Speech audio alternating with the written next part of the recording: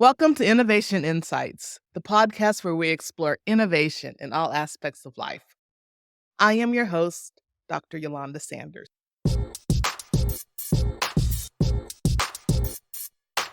In this episode, we're honored to welcome a distinguished guest who embodies the spirit of creativity and academic excellence, Dr. Samii Kennedy Benson. Dr. Kennedy Benson is an assistant professor of fashion, merchandising, design, and textiles at Southern University, and is currently serving as the interim chair of the Department of Human Sciences. Dr. Kennedy Benson is a vanguard in the intersection of fashion, education, and innovation. Our conversation today will delve into the multifaceted career of Dr. Kennedy Benson, highlighting her impactful contributions to fashion and education. From her formative years fostering a deep connection with fashion and sewing, to her influential role in shaping the future of fashion entrepreneurship through the Fab Lab at Southern University. Her journey is a testament to the power of passion and perseverance. We will explore the nuances of Dr. Kennedy Benson's research, mainly her focus on the fashion choices of Black women in the hip hop generation, and discuss how her work illuminates the experiences of Black female entrepreneurs in the fashion industry. Dr. Kennedy Benson's role as an educator and leader at Southern University brings a unique perspective on nurturing talent and fostering innovation in the fashion world. As we navigate her inspiring story, we will gain insights into the importance of representation in fashion, the challenges and triumphs of teaching fashion and sewing, and the dynamic landscape of fashion entrepreneurship. So join us on this enlightening journey as we uncover the layers of Dr. Samii Kennedy Benson's remarkable career and her enduring impact on the fashion world and beyond. Here on Innovation Insights. Dr. Samii Kennedy Benson, Thank you. welcome. Thank you so much for those kind words. Thank you. Oh, it's my pleasure. So wonderful to have you here. I it's been wonderful to be a part of your career and work with you over the years. We also have another connection in that you completed your undergraduate work at South Carolina State University, and that is where both of my parents also went to school. It's always I just know, a nice connection and it's such between a us. small world. Yes. It is because we didn't know that connection until after you came to Iowa State University, Yeah, I right? think that's right. And I think that just goes to Yeah. show, I don't know, how your path is kind of already laid out. I mean, who would have thought? And that's kind of really why I came I to know. Iowa State, why I wanted to come to Iowa State. And I was looking at the professors and seeing if there would be anyone there that I could relate to, and saw your faith and the work that you do. So, and just so happens that we have that South Carolina connection too.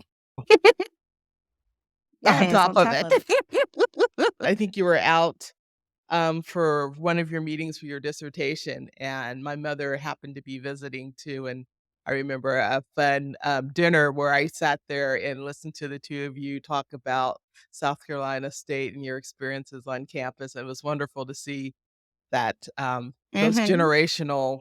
um, generational span of talking about school and going to a historically Black Absolutely. college and Yeah, university. Yeah. absolutely. It's so fun to talk to alumnus from South Carolina State, no matter what kind of generation they are in.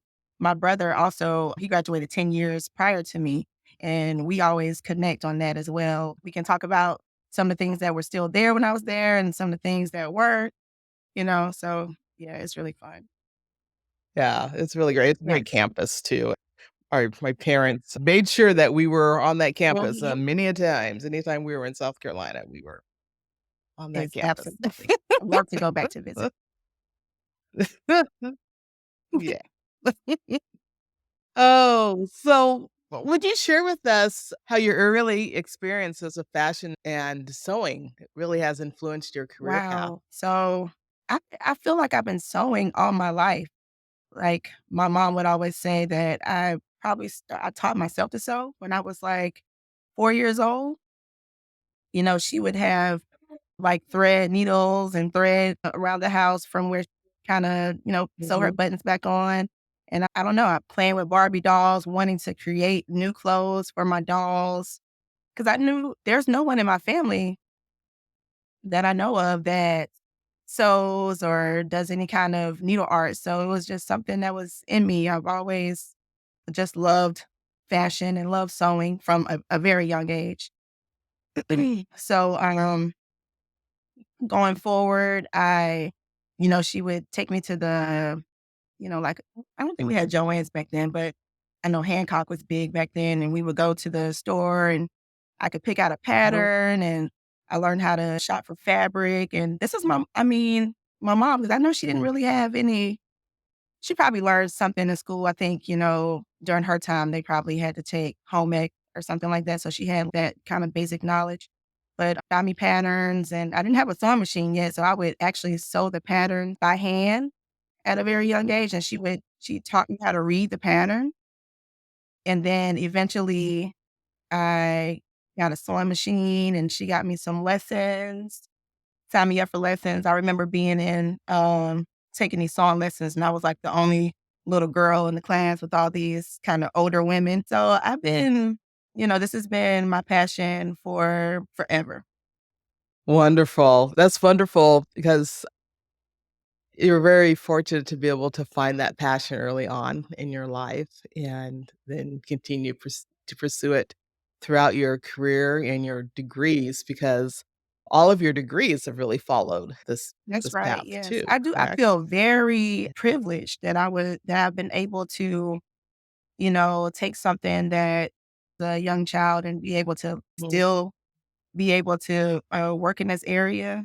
What a privilege. I just thank my parents for allowing me to do that and supporting me in that. But actually, before I went to college, my undergraduate, I took a course in high school.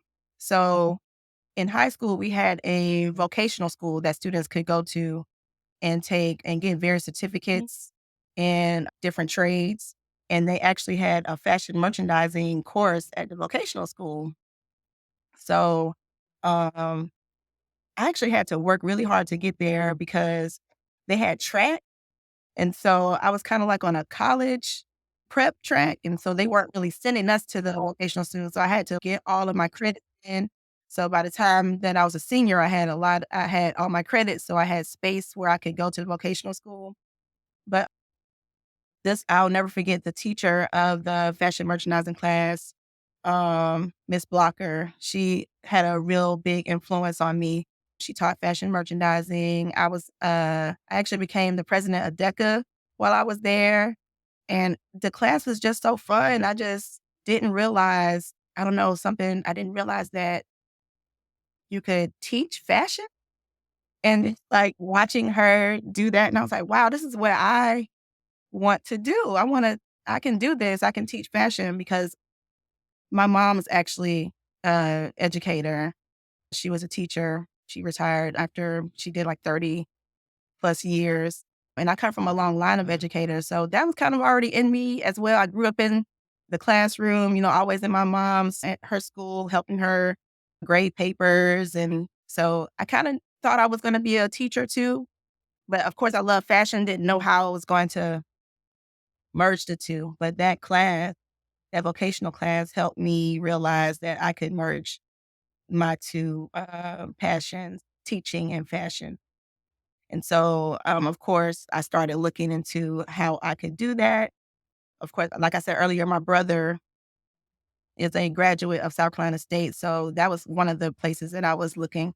And I found the Family and Consumer Sciences education program. And so that's where I started with my education in this field. I had a wonderful experience at South Carolina State. Dr. Jones is another one of my mentors. I think she was serving as chair then of Family and Consumer Sciences, and we still are in contact today. it's so funny that I see her now whenever I go to a conference or something, just to still have that connection with somebody that I met in Yeah. undergrad, and now we're like colleagues as well. Yeah, I love this field too. I'm real big advocate of family consumer sciences, human sciences, because that's where I started. I agree. I agree. I'm with you. I'm with you Mhm. there. And I feel like, we have to it's kind of I don't wanna say dying field because that sounds terrible, but, I feel like I'm part of a generation that really has to keep this field going, and so I definitely try. Yes. And thank you for that passion for keeping it because sometimes it's taken for granted, but what you learn, the application of what you learn increases quality Mhm. of life and sometimes Ab um, saves absolutely. lives too. So it's really integral to the human experience and life. So after you finished at South Carolina State, you went to the University of Yes. Georgia, Not right correct? away, though. I went directly Uh-huh. into teaching secondary school. So I No. job was in Augusta, Georgia at a middle school, and I was teaching family and consumer sciences, like all the areas. So I always love to tell my students, I know a little bit about nutrition, I know a little bit about child development. So I was teaching all of those areas. And then after I did that 1 year at middle school, because I realized I really wanted to try to focus more on my passion, which is apparel and fashion. Mm. And so I found a position and it was still in Georgia. I moved to Forsyth County, and it was like maybe a suburb of Atlanta. And so I got a Oh, position okay. where I was able to teach fashion, and I did a little interior design as well, which I also kind of like a secondary passion of mine. And so I taught high school for a number of years. And I think, yeah. And then eventually I started to say to myself, maybe I want to work in the fashion industry. I thought I wanted to work in fashion and not teach it. And so I started to look into graduate programs, into master degree programs. And that's what led me to the University of Georgia. Yes, Okay. and I thoroughly enjoy I'm blessed now that I think about it to have really great educational experiences with all of my programs. I really enjoyed attending UGA. Dr. Hunt Hurst is one of my mentors that stands out to me, and we are still in contact today. She is wonderful. Her research is focused on African American slave dress and just attending Georgia and I never knew that I was gonna be a professor. That wasn't like I said, I was going back to school thinking that I needed more education so that I could work in the field of fashion. But when I saw the professors, I don't know, something about those professors stood out to me. I was like, wow, they're doing research because, you don't get the opportunity so much at a HBCU to delve into research. And these professors were doing research on all kinds of topics. And I was like, this is really cool. Like you mean I can just research for a living? I don't know. That was just very exciting to me. And I was just able to explore different topics. That was at Georgia was where I did my research on hip hop culture and fashion. I feel like I grew up I like to say I'm part of the hip hop generation. I was born in 80. I was born to that. And so the culture just had a really big influence on me. And it's how I shape my thoughts and ideas about fashion. And yeah, my Mhm. thesis topic was on how, or if the hip hop culture influenced how Black women dress. Uh-huh. And what did you find out? It's funny because I said, Yolanda has me thinking about my thesis, and I haven't thought about my thesis and stuff. But what I found was, so it was a really great. I feel like it was a great project. I learned so much.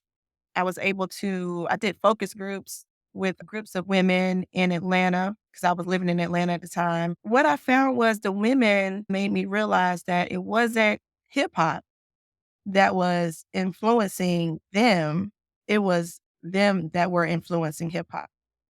So kind of onto my theory, but I think that's the fun thing about research is that, I mean, it's a scientific method. It's not always your hypothesis is always gonna be you think it is. Yes. So, and I think that's so true. I think that especially us as Black women, we're so creative and so fashionable. I think that we actually have a lot of influence on fashion and trends and, what's popular in the world in general. Yeah.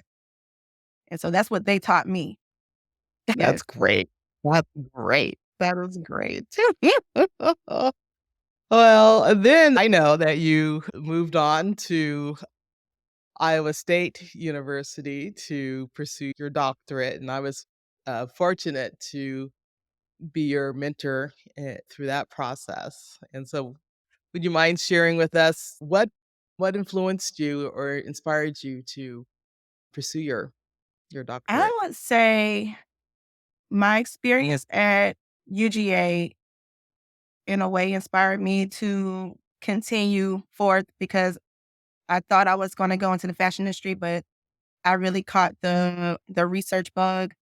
And so I said, wow, I just really want to continue to be able to, conduct research and just study fashion. I love fashion so much that I just want to delve into whatever catches my fancy. And I think that's the real privilege that I can, pretty much research whatever I want. And I do love to put Black women at the forefront of my research. That's very important to me. When I left UGA, I didn't it was a couple years between coming to Iowa. I actually had my oldest daughter. Um, I graduated in May and she was born in August. So, yeah, my oldest daughter, Honor, she was also a big influence on why I wanted to continue to go on and get my PhD.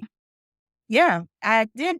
I taught a little bit more at high school and then I went on to a community college in Baltimore. I got an opportunity to teach fashion at a community college and I got some experience being a program leader there. So that was a really great experience. And I was able to do that and pursue my PhD at the same time. That's when I came up because I had the daughter and I'm trying to figure out of course, I want to go back to school, but how can I do this? You know? And I came across this new distance program that Iowa State was offering. And I applied and became part of the first cohort of that program.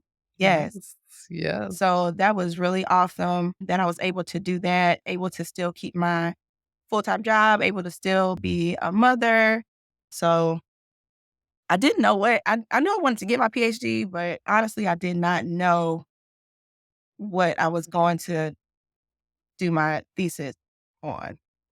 How did you decide your topic? I can't, I think that's one of those, I can't remember how that came about. Honestly, it probably was something you had to do with. I don't know. I do think that my research, I feel like I said, I like to put Black women at the forefront. I feel like I'm also like researching myself at the same time. Like, I've always been a very introspective person, even as a child, and just trying to figure out things. And I always thought, if I thought that I wanted to be a fashion, or I'm just interested in like how fashion design or becoming a fashion designer and entrepreneurship, that's just something that didn't come naturally to me. A lot of people have like entrepreneurs in their family, you know what I mean? They kind of grow up Mhm. in family business. I think I wanted to learn more about entrepreneurship and how fashion designers are able to be successful, particularly Black women. And so that's what led me to that topic. So I feel like I teaching myself at the same time, so I've learned everything. I've learned so much about entrepreneurship just through studying Black women in entrepreneurship. Yeah. Yeah. Okay, but I will disagree with you about one thing. Yes. And one, thank you for still putting up with me all of these years. Uh, but, uh, Thank you for knowing. uh, but but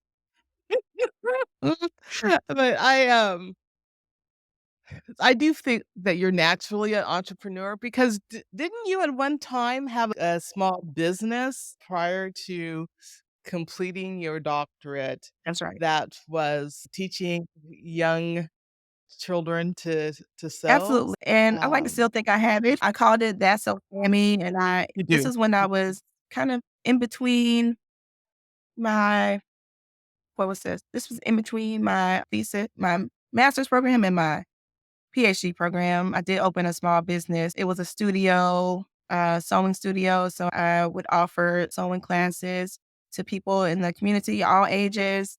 And yeah, Oh, now I yeah. can't say, well, it's just something that came to me. I just said one day, see, it was just so spur of the moment. That's why I'm saying I don't know how good of a entrepreneur I am. I just had this thought like, hey, buy these sewing machines and set them up and send out some flyers Yeah. and get people involved. I don't know. It really came together, but on a whim. I didn't have a business. There was no business plan. I think that's natural. You're a natural entrepreneur. You saw a need, you had a passion, you thought it through on how to execute it. So I thought it was so cool because I remember seeing you posting, I think it was on social media, information about it, and I was like, "Oh my gosh, this is amazing, Mhm. it's amazing." And it did really feed well into your Absolutely. dissertation topic. Would you talk to us a little bit more about your So my dissertation? dissertation is called Black Fashion Designers Matter. And what I did was I interviewed 16. We call them fashion design entrepreneurs. Actually, I feel like we created that term because I had not seen that term before because although they're fashion designers, they're also entrepreneurs. I don't think people always think of fashion designers as entrepreneurs.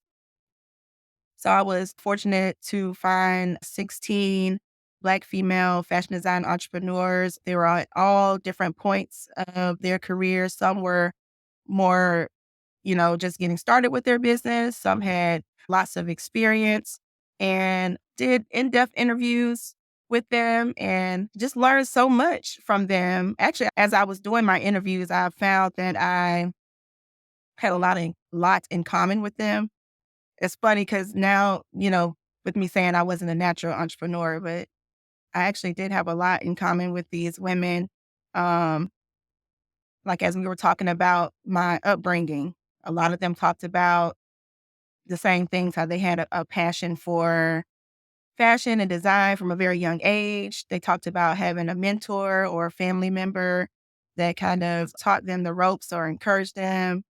I think what was very important too is that sometimes, like, I hear this with my students a lot too, is that sometimes we are discouraged, Black women in particular, from pursuing a career in fashion because it's often seen as like a frivolous Mhm, type of area.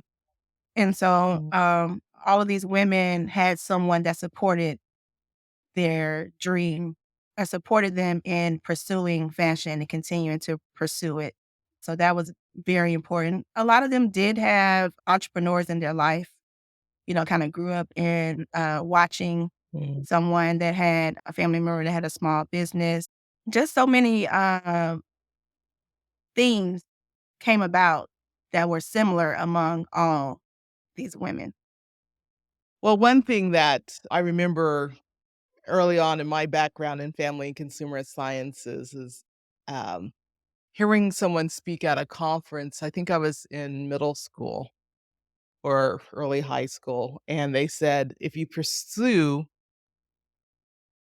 degrees or work in the areas of family and consumer sciences, you'll always be meeting the needs of people because people need food, they need healthy places Mhm. to live, and they need Right. clothing. Absolutely. That is not frivolous. How could it be? No, it's not, and for Black women to pursue that, it makes sense because they're meeting, a established need, and also sometimes it's easier. I mean, this is sad to say, is sometimes it's easier to start your own business as a Black Yes. person in the United States than to work within other Absolutely. organizations. That's definitely one of the things that I saw is that with them taking things into their own hands or experiencing challenges or racism in the workplace and just saying to themselves, I can be my own boss. I can do this on my own. Yeah. And I learned so much about how just very business minded women, just how they organized themselves and created systems to make their business work and to be successful. Yeah, that was just very inspiring to witness. I love it, I love it. Your research, it was excellent. It did win an award at an international conference, and I'm so proud of that. And it also spoke to the importance of family within careers, I remember, and that's something too that's been important to you is faith, family, and fashion and Yeah. how all of those intersect. Yeah. So would you talk about how do you balance all of that as a academic and a Black woman? It's hard, but I do think those are like my faith, family, and fashion. Is whatever I'm doing, I try to incorporate all three of those things. Faith wise, I wouldn't. I did grow up in the church, in the Baptist church from a young age, so that's always a part of me. And I feel like when I was younger, just starting my career, was trying to. I spent a lot of time trying to figure out myself, what I wanted to do. And then the older I got, the more I realized that I was on a path that I really don't have too much, it's strange to say, too much control over. Like things kind of come to me like meeting you. Who would have thought I would have met someone who has in my PhD program that has like connections to my hometown. So, it's always, everything always kind of happens full circle for me. I felt like with the faith aspect, I have to just be guided, let myself, you know, go on the path that and don't fight it. Because that whole thing of wanting to work in the fashion industry, which I feel like I am working in the fashion industry. I feel like I have so much more influence on the fashion industry in the position that I'm in now than I would have if I was, working directly in it, if that makes sense. Like I feel like it's a calling. I feel like what I do is a calling. And I feel like I'm here to inspire young people to go forth and do what they're going to do to make the fashion industry better. And as far as family goes, I absolutely do nothing without considering my family and my family, even from a young age when I talk about my parents and how much they supported me in this. I never forget that. Actually, my parents were my first role models. I wanted to be like my mom. And my dad, they were such hard workers and they worked so hard to give me a good life. And I just feel so privileged that I am able to do this. know, just to be able to, I don't know, explore to work in my passion. That's amazing because everybody does is not as blessed to who they love, and my family is just very important to me. Even the family that I've created, you know, I want to, because my parents were a role model to me, I want to be a role model for my girls, you know, and for, they don't have to, you know, I try to push them into fashion. Of course, I want this, like, somebody has to carry this on, come on. So I have honor take, and I have a camp in, school. I try to, you know, bring honor along, so at least she has some of the skill. Oh, she does, she Yes. does, she does. I see her as a Oh, merchandiser. yes. 'Cause yes, 'cause I've spent some time with Honor, and I was like, "Oh my goodness, she's gonna be my boss someday." 'Cause she was I You remember always her said playing that. You've store. always said that, yes. Yeah, she had her I remember her set up her Yes. little store, she was playing store, and I was like, oh my goodness, let me help you keep everything stocked." Okay. Yes, and she's so, creative, so I just look forward to see what they're gonna do. In fashion, you know, that's just always I just that's always just been my thing. I feel like it without having to say anything, I can tell people something about me just through fashion. Yeah. So, Absolutely. I whatever I'm doing, I make sure I I incorporate that. I don't think I wanna ever do anything that's not related to fashion. And I wanna do this forever. Even after I retire, I'm gonna be doing something that is related to this industry. I just yeah. It's just how I always did Yeah. express my yeah. So it you know, what I was just thinking that was how great it is to find a way to express yourself. Yes, and so that's always been my method. Some people write. Of course, I like to write too, but about fashion. Well, And you're a very good writer. so fashion has always just been that thing for me. And as you think about it, and you're talking about being able to express yourself, and I mean, fashion as a cultural form, and what do you think is oftentimes misunderstood about fashion in our Mhm. culture? You mentioned that sometimes it's viewed as Yes. frivolous, but are there any other misconceptions people have about fashion?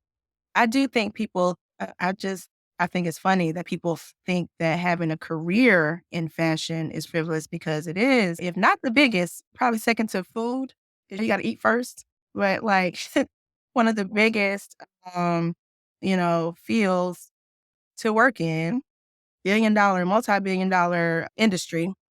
So I definitely stress that to my students how important it is, how important working the fashion industry is to our everyday lives. Um, and Mhm. I try to have them think, I think deeper about, of course, we as researchers, we think far more deeper into fashion than the average person. So that's probably why, you know, where the misconceptions come from. Like I'm always thinking about, I mean, just think about the social landscape, politics, everything that's going on in our world. You can see that in the fashion. You know, we just made it out Mm. of a global pandemic, but think about how the pandemic has changed fashion, the fashion industry. Oh, do you have some Oh, examples? I feel before, well, before the pandemic, we had no idea what was coming, did we? But we were more, you know, I can see it in myself wanting to put on my suit and be very structured before leaving out of the house. And now I feel like people are very much more relaxed. You know, we have the whole athleisure trend that came out of the pandemic because people were home and people wanted to be comfortable. And I see that carrying on. Now you see people wearing more softer fabrics and more laid back garments. I see that as an example. Definitely.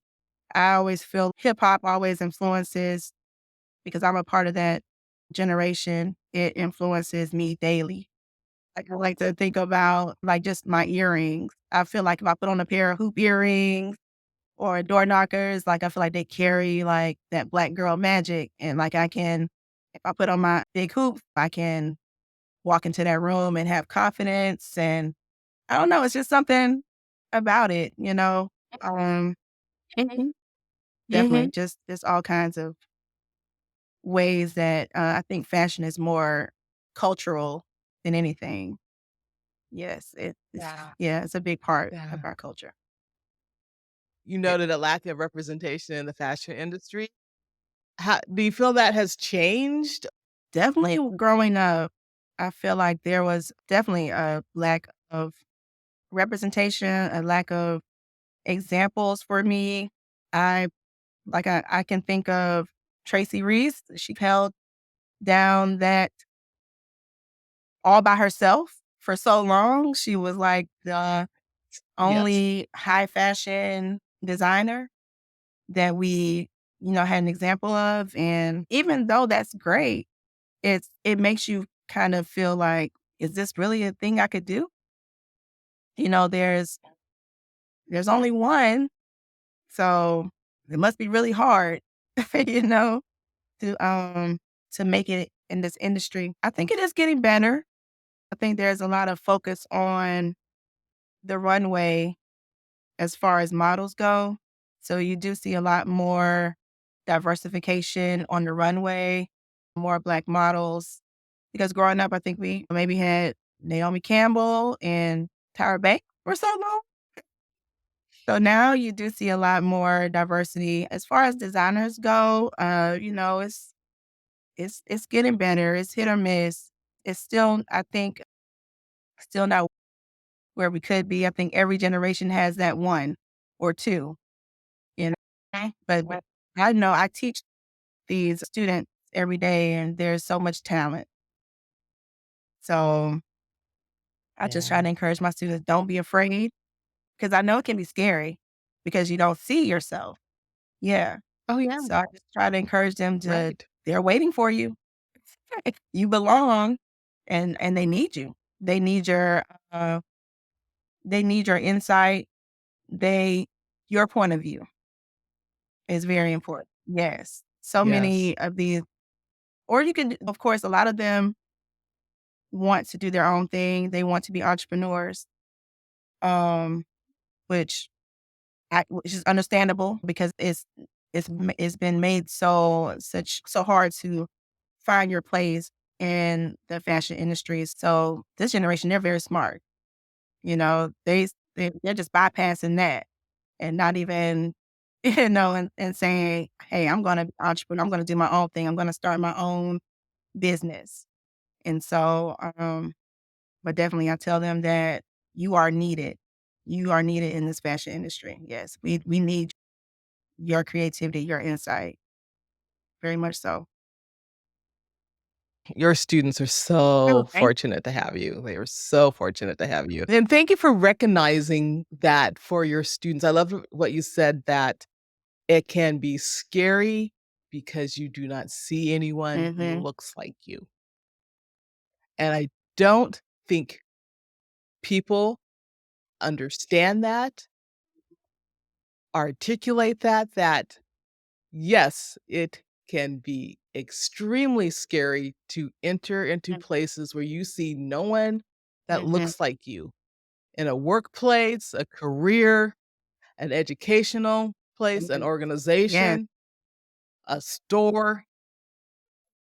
yes, absolutely. I thank my parents for this because they've always put me in those situations from a very young age. Like, I can remember in elementary school being the only one or two Black student in the classroom. So I've learned to be myself. I've learned to be in those places.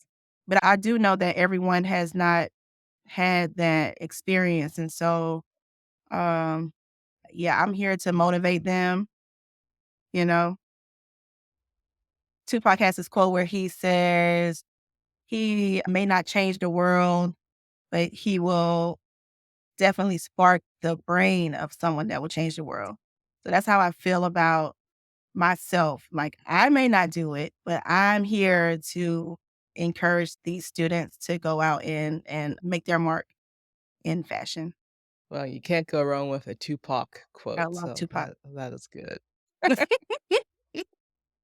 I do too. I do too.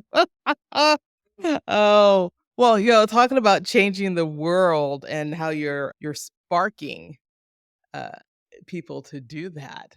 Tell us about the Fab Lab at Southern Yes, the University. Fab, that's my baby. Woo!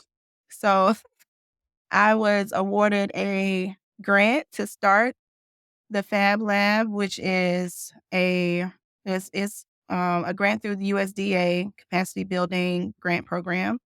And the Fab Lab is basically a incubator. It's a fashion incubator for my fashion student. And so, like I said, I through the time I've been here, I realized that, I'll ask them, what are you gonna do in the fashion industry? What do you want to do? And 9 times out of 10, they'll say, I'm gonna start my own business, or I'm gonna open my own boutique, or start my own fashion line. I'm like, okay.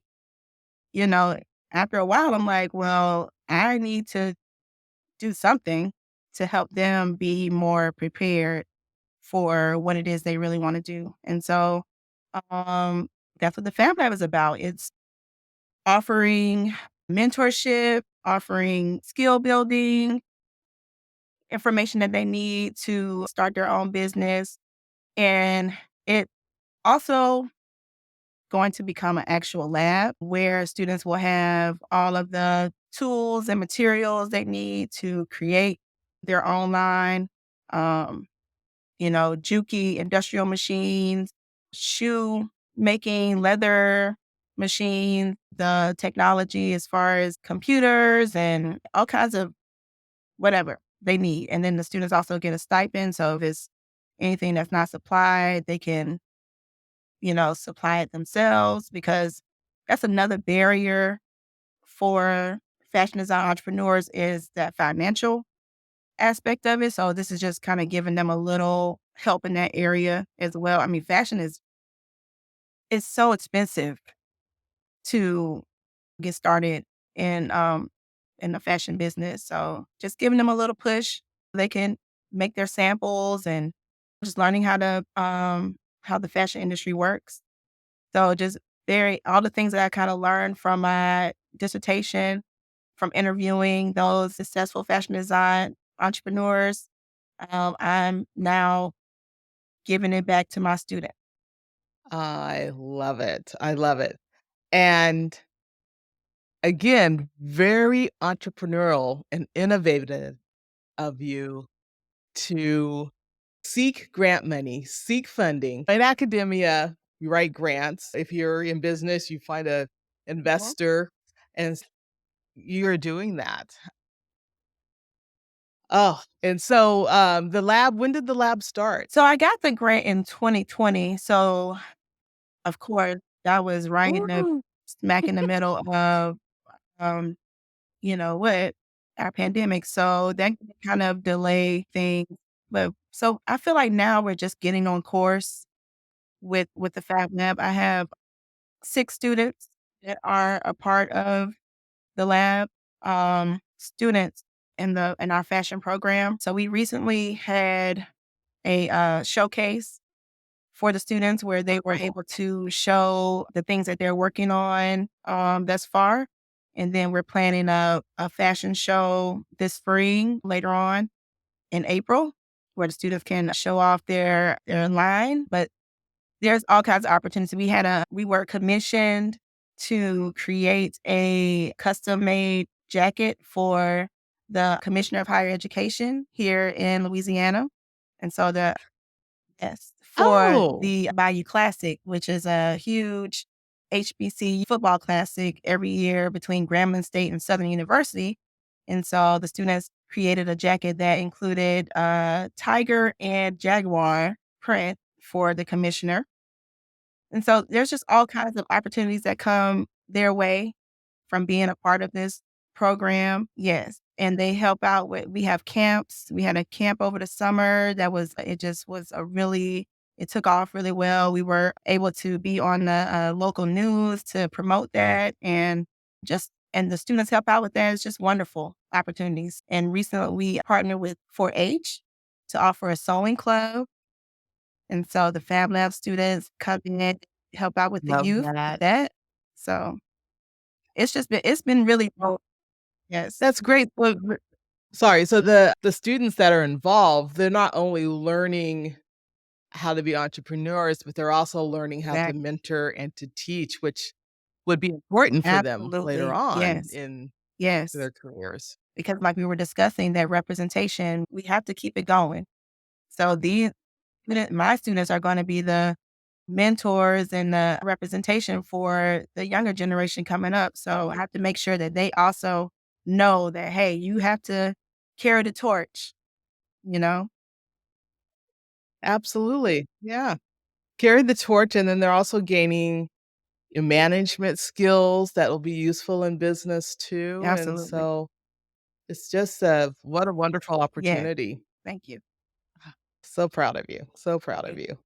So, what advice would you give young individuals, especially from underrepresented backgrounds, that want to enter the fashion industry? What would advice would you give them? You've given some already, but do you have any I more? would say you have to work hard. It's hard work. I think that a misconception that my students might have when they come into this program is that it's gonna be, oh, glamorous. I'm working in a glamorous industry and everything is always fun and exciting. And they need to know that it is a lot of hard work. Like, you have to be ready to roll up your sleeves. You know, a fashion show is beautiful, but do you know how much work goes behind planning and putting together a fashion show? You have to be ready to work really hard and think outside of the box. Don't be afraid to do things that haven't been done before. No idea is, you know, all ideas are worthy, I feel like. I love to have, I guess I call it like a think tank with my students, because they, you know, I feel like I can only think so far. But then when you have 10 young people in a room, it's just great to see where they go with it. But working hard, not being, going for it, not being afraid. A lot of my students, they are, we're in a smaller, I guess like a mid-sized town here in Baton Rouge. And so thinking about going to New York or thinking about going to LA can be, again, scary. But I'm like, you have to go where the opportunities are. I tell them, I like to, I always tell them all the places that I've been. I'm just a girl from South Carolina. No, but you just have to go for it. Do it scared. You have to do it yeah, definitely. Yeah. Well, I hope that they watch this podcast and hear your words again, and they're so lucky to have you. They're so lucky to have you. Okay, we've come to the last question that I ask every guest. How do you define innovation? I love that question. I was like, "Ooh, what am I gonna say?" But I think I love it. I think innovation is solving problems creatively. Um, like I said, with my think tanks that I have in class, we'll be talking about something, and I'll ask them, what are you gonna do? And they always kind of give me, a funny look. But I'm like, you're going to be the next generation of fashion leaders. How would you solve this problem? And so I think that there's so many things that we still need to fix and work on in the fashion industry, from diversity to, shoot, I don't know, diversity to sustainability, just various issues that we still need to solve. as far as workers' issues and things like that. I think that I'm encouraging my students to think of creative ways to solve problems, to be innovative in how they solve problems. Excellent. I love that definition. I love that definition. Oh, well, Dr. Kennedy Benson, it has been wonderful to have you. So thank you for joining us today on Innovation Thank you so much for Insights. having me. It's Oh, it's just been my pleasure. It's just been my pleasure. Your insights and experiences really have illuminated this intersection of fashion, culture, and education and inspire us to appreciate the profound impact that innovation has on these three areas. Thank you so much. To our listeners, thank you for tuning in. We hope today's episode with Dr. Kennedy Benson, who is a trailblazer in fashion merchandising, design, and textiles, and an inspiring leader at Southern University, has sparked new appreciation for the art of fashion, the importance of representation, and the power of nurturing young entrepreneurial minds. Remember to follow us on YouTube or your favorite podcast platform for more episodes where we continue to delve into the fascinating world of innovation across the various spheres of life. If today's conversation inspired you, please share it with your friends and colleagues who might also find value in these insights. Doc- Dr. Kennedy Benson, how, if people want to get in contact with you or work with you, what's the best way to do? Okay. So okay, if someone wants to get in contact with me, I think the best way to reach me is through email. It's Sammy, SAMI underscore Kennedy Benson at subr.edu. I'm also on LinkedIn. I believe it's Sammy Kennedy Benson. I'm on Instagram as Old Fashioned Lover. Wonderful. And we'll make sure that these are also linked to the podcast too. I'm Dr. Eulanda Sanders, and I'm signing off until next time. Keep innovating, keep dreaming, and keep making a difference.